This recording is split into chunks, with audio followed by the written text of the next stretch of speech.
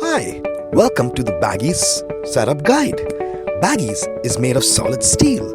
It's a super durable trash bag holder that securely holds bags open up to 55 pounds to make disposing waste and storage effortless. BagEZ requires no assembly and takes seconds to set up. The frame folds at the hinge and the arms rotate 360 degrees.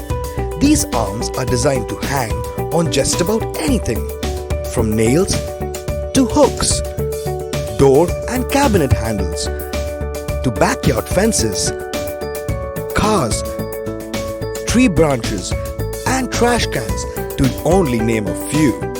Now, there are two ways to use BagEZ. Method 1. Your trash bag stays open and throwing trash away is quick and easy. Or you can use method 2. In this setup, you can close the bag.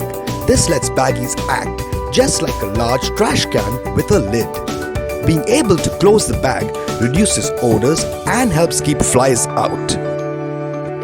So let's begin. Always make sure the hinge is facing away from you or in the downward direction.